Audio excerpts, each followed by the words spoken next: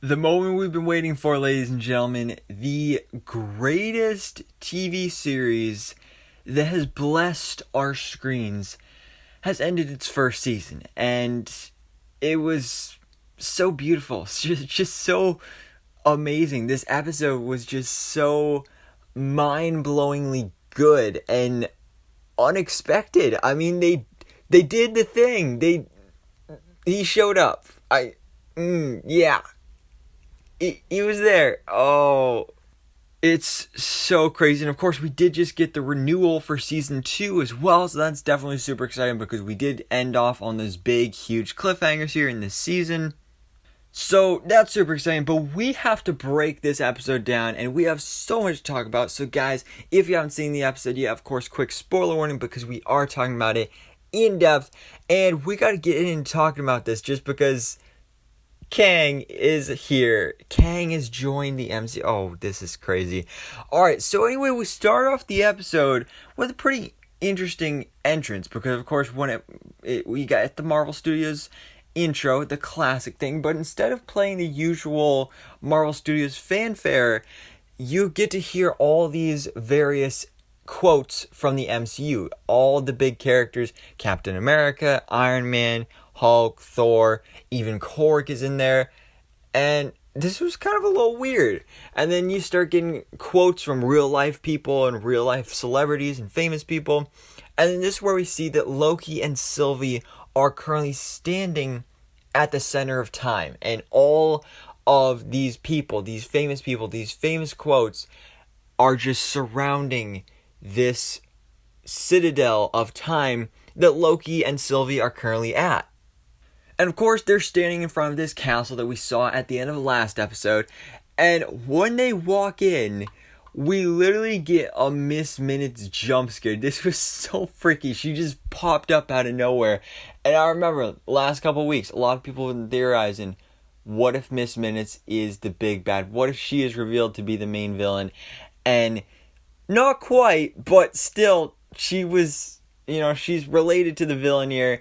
And, I mean, she was pretty scary here. Like, literally, her facial expressions and stuff, she was a pretty creepy character, but also it's terror strong, so we love her at the same time. But she reveals that he who remains is impressed. He who remains is the one who created the TVA. This is the big reveal here, and he who remains is, of course, a character from the comics that is also the one behind the Time Variance Authority, and well, in the comics, he's just this old, shriveled up yellow guy. But obviously, he's very, very different in this series, and we're about to talk about that. Because before we meet He Who Remains, Miss Minute actually gives an offer to Loki and Sylvie that they can go back in the timeline and get literally whatever they want. Loki can defeat the Avengers. He can kill Thanos. He can get the Infinity Gauntlet. He can rule Asgard.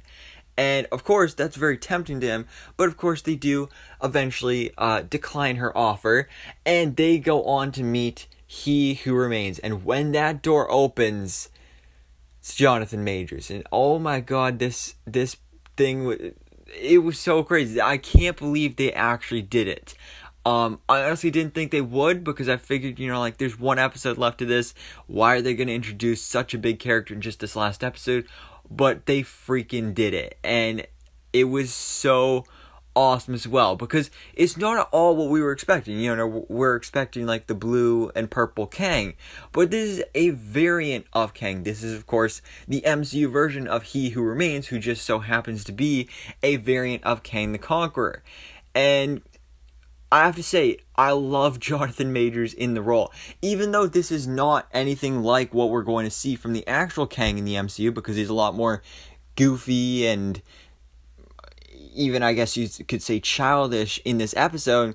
I love that. He definitely reminded me of like a Mr. Mixus-Pill, like Batmite, Mr. Impossible type character, where it's just like this magical, playful character that just likes to think of mischief and get into trouble, and that's exactly what He Who Remains did in this episode. So that was honestly really awesome and really fun to see, and gets me really excited to see Jonathan Majors really break out his acting skills after seeing him do this side of the character here, and then when he goes on to play the actual Kang the Conqueror as the actual big blue villain, which I think is going to be really, really cool.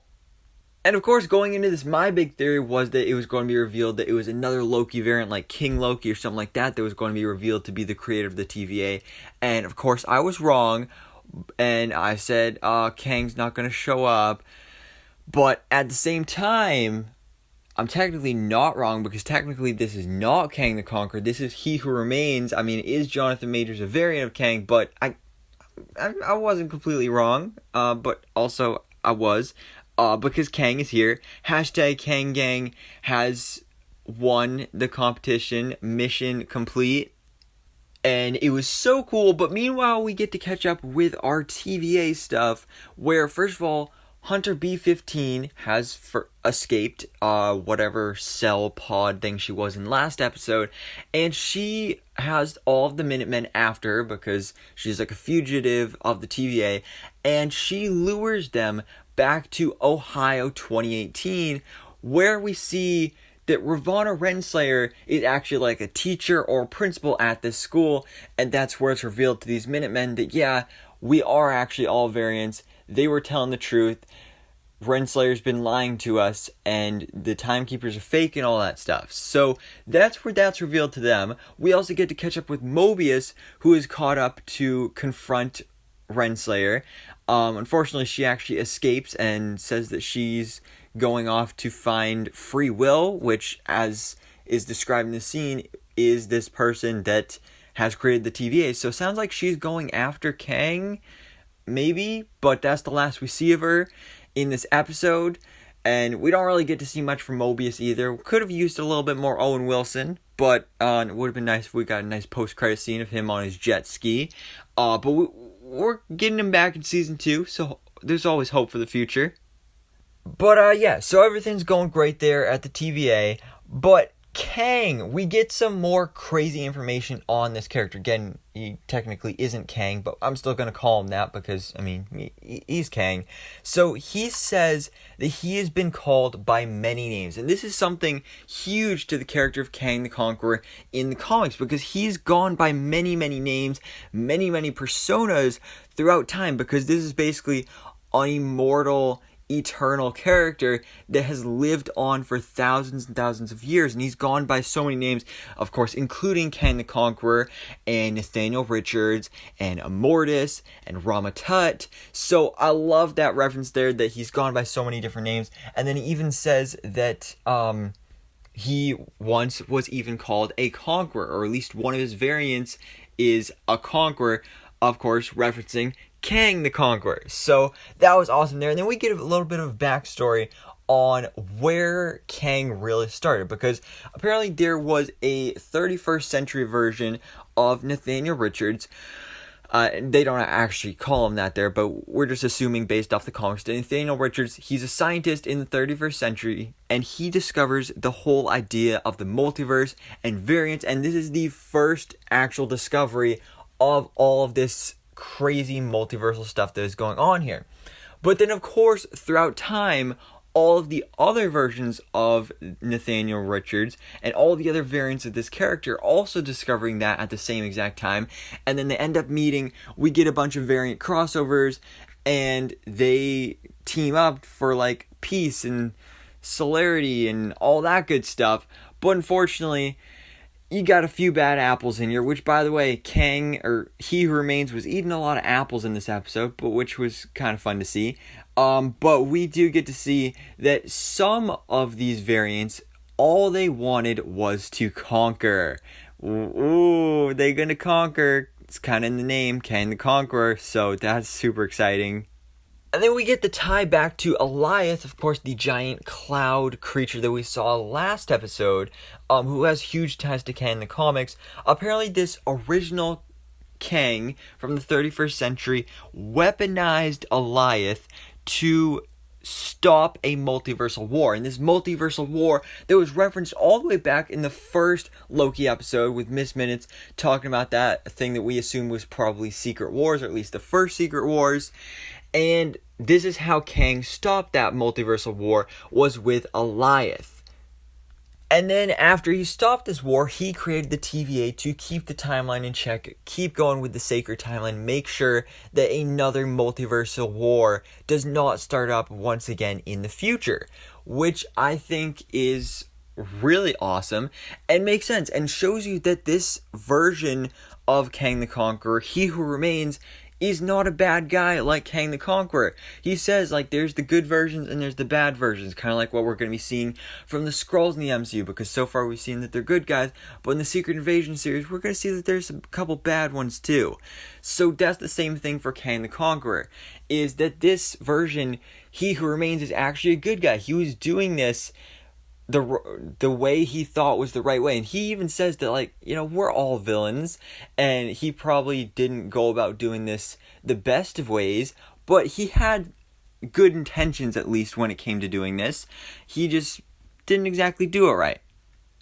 And then I love how he says that if you think I'm evil, then wait till you see my other variants. And of course we are going to be meeting his main other variant with Kang the Conqueror in Ant-Man and the Wasp: Quantumania, but he might even be showing up ahead of that, possibly in Loki Season 2, or maybe even Doctor Strange in the Multiverse of Madness, or something else like that. But Kang is coming, of course, with Jonathan Majors still in the role. That's how we knew that this was Kang the Conqueror. So that is just absolutely insanely awesome. But this character of He Who Remains, he says that he's getting old, he's getting tired, and he's done with this. So he gives another offer to Loki and Sylvie that they can either go ahead and kill him and let all these other variants of himself come and start up another multiversal war, or Loki and Sylvie can take over the TVA. And this was honestly the way I thought it was going to go. I thought they were going to take up the offer. That was going to lead into Season 2, which of course we already knew was confirmed. And that's how we would continue the story, is that now we'd still continue the story and the journey of Loki and Sylvie and all these other Loki variants within the TVA, is that then they'd be running it. And it makes sense with their characters because they want to rule, you know, he wanted to rule Asgard and all that stuff, so now they'll be ruling the TVA. So I automatically thought that was the route they were going to go, but then we were only like halfway through the episode, so there's got to be something more here. And there is, because of course things do not go as planned. They cannot be that easy. Loki is automatically in on the plan. He's like, yes, this is what we need to do to save the multiverse and all that good stuff. But Sylvie is like, no, we can't do this. I've been waiting my whole life to kill this guy, and I'm going to. So we get our final battle here, which is kind of untraditional, because usually in giant superhero movies and TV series like this, you get that big final battle, like how in The Falcon and the Winter Soldier, it was Captain America versus Carly Morgenthau. In WandaVision, it was Scarlet Witch versus Agatha Harkness. In this, it was not Loki and Sylvie versus the big bad villain of He Who Remains, even though he really isn't a villain. It's Loki versus Sylvie, which I thought was really interesting and I really enjoyed seeing here. Because again, they can't make a decision. They're both on opposite sides of the spectrum when it comes to what to do here. And I love this line where throughout this whole battle, Loki is just trying to get Sylvie to trust him, and at the end he says, I just want to do whatever I can to make sure you are okay. And then of course they kiss, and some people are probably going to think this weird because, like, oh, he's like kissing himself, but I don't think it's that weird, but it could be weird. Depends on how you think about it. I'm cool with it because, I mean, they've had a pretty nice love story throughout the season, so I feel like it was earned. So we get that, but then all of a sudden she betrays him, opens up a portal to the TVA with a tempad, and pushes him out, and now he is stuck at the TVA while she goes ahead and kills He Who Remains. Or should I say, He Who No Longer Remains. And this is clearly just a huge, big no-no. Things are going very, very badly here. We look out the window and see just how many branch realities have now been created because of this.